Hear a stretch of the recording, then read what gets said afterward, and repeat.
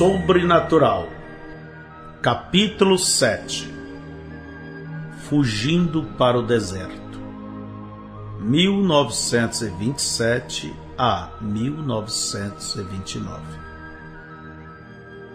Quando William Branagh chegou a Phoenix, Arizona, o Sr. Francisco pagou a ele $3 por ajudá-lo a dirigir. Aquele era todo o dinheiro que Billy tinha no mundo, porém, ele não estava preocupado. Ele tinha certeza de que surgiria alguma oportunidade. Isto foi em dezembro do ano de 1927. Ele tinha 18 anos de idade e estava cheio de entusiasmo com uma nova chance em sua vida. Depois de enviar para casa uma carta explicativa à sua mãe, Billy se estabeleceu para explorar a cidade. Tão logo estava ali, houve um rodeio. Aquilo o fez pensar: eu sou um bom peão de rodeio. Já que estou duro, por que não conseguir facilmente algum dinheiro neste rodeio?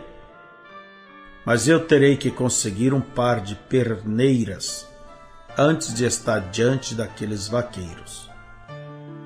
Ele caminhou na rua até a loja de roupas mais próxima e experimentou um par de perneiras de couro. Elas eram magníficas. A palavra Arizona vinha gravado no alto relevo no cinto e tinha a cabeça de um boi trabalhado em cada perna, com botões de metal no lugar dos olhos. Mas elas eram compridas e o couro arrastava no chão. Billy olhou a si mesmo no espelho e pensou: eu pareço um galo de briga, cheio de penugem e emplumado. O balconista disse: esta calça custa $25, senhor. Billy estava contente por ter uma desculpa para não comprá-las. Temo que $3 é todo o dinheiro que tenho, o balconista sugeriu. Seria melhor você levar uma calça jeans leves. Billy comprou a calça e um chapéu de vaqueiro e então retornou ao rodeio. No alto da cerca estava uma fila de vaqueiros desfigurados, com as pernas cruzadas, e parecia que eles tinham estado conduzindo gado e lutado em uma guerra. Billy pensou: este é o lugar a que pertenço. Ele subiu na cerca ao lado deles. Todos ao redor deles estavam torcendo com entusiasmo. Billy tinha chegado exatamente quando um famoso peão de rodeio estava montando um notório e selvagem garanhão. O cavalo estava no cercado, não muito longe. Billy observou o peão de pernas compridas cair sobre a sela e ele pensou: se este companheiro não cavalgar aquele cavalo, então eu cavalgarei. No momento em que a porteira moveu-se para abrir, aquele cavalo saiu bufando e saltando do cercado com as 4 patas no ar. Quando bateu no chão, saltou novamente, retorcendo o corpo e dando coices com as patas traseiras ao mesmo tempo. O peão se movimentava sobre a sela como um espantalho e caiu violentamente contra o solo, ficando deitado imóvel no meio da arena, com sangue saindo pelo seu nariz. Enquanto o laçador apanhava o cavalo e o colocava de volta no cercado, outros carregaram o vaqueiro inconsciente a uma ambulância e o levaram embora.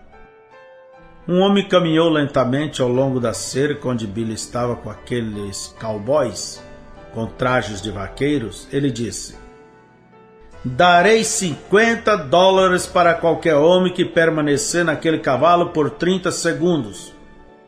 O homem se manteve encarando um cowboy e repetiu a oferta. Ninguém se manifestou. Então o homem parou em frente de Billy e perguntou: "Você é um peão?" "Não, senhor," Billy disse embaraçadamente.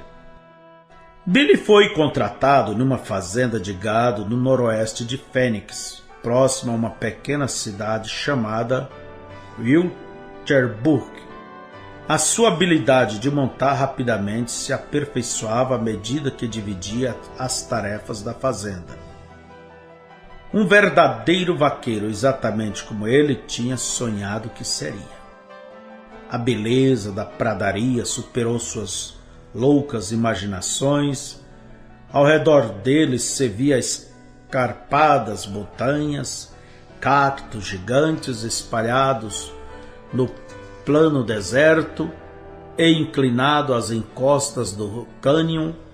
O deserto era um quadro de diversidade, com abundância de cactos com minúsculas agulhas, um pequeno cacto que parecia como um barril, com costela espinhosa, e no baixo árvores fechadas, conhecidas pelo seu nome em espanhol de palo verde, que significa vara verde.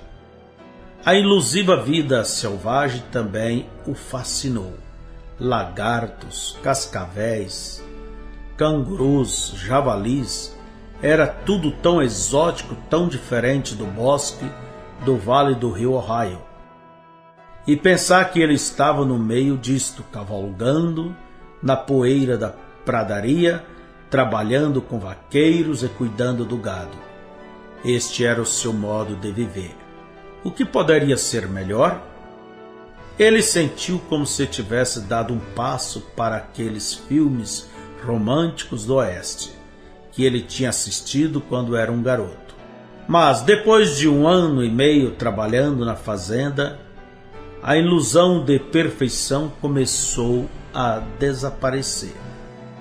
Assim que o verão de 1929 surgiu, a insatisfação de Billy aumentou. Muitas vezes ele desejou saber o que estava errado. Ele tinha vindo ao deserto para encontrar paz e realização, mas de alguma maneira a paz e a realização o estavam iludindo. Ele não era feliz, não completamente. Algo estava ainda faltando em sua vida. Mas o quê? Finalmente veio o tempo de rodeio no outono.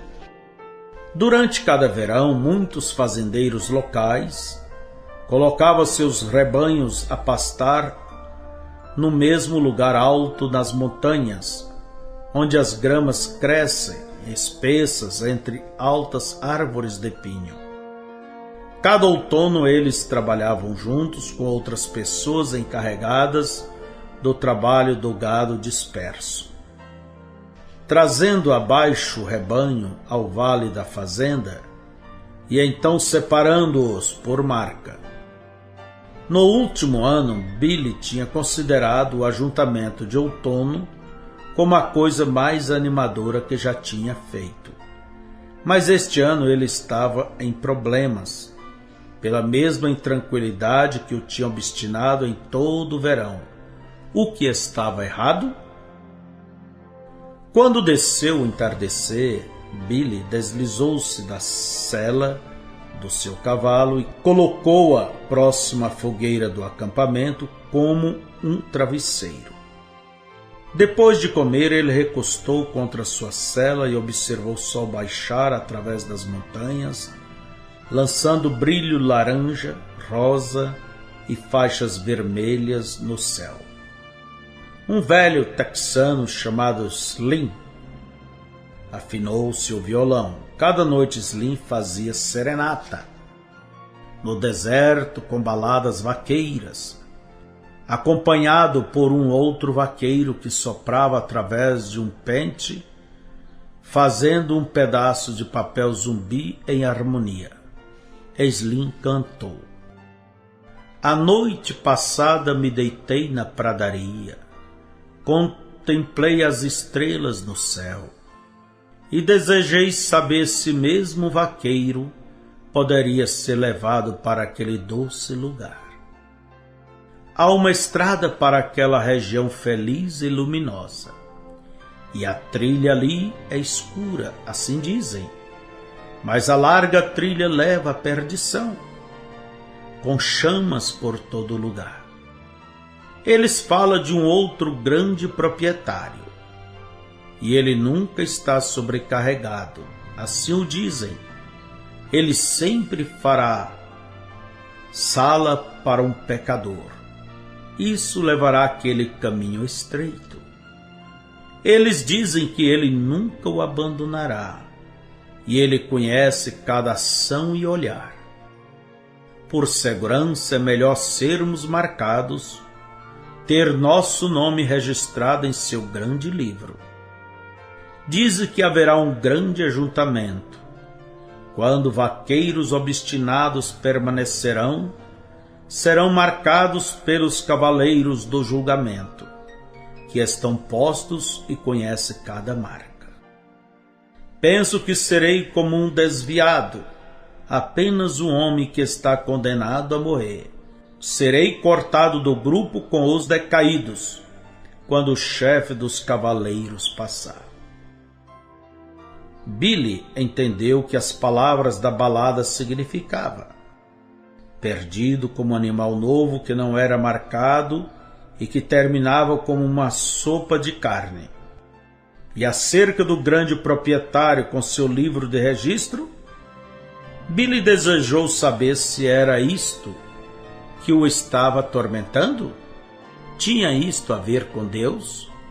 Slim puxou outra melodia, desta vez o hino de uma velha igreja. Na cruz onde meu Salvador morreu, para a purificação de meus pecados eu clamei. Ali o sangue foi aplicado no meu coração.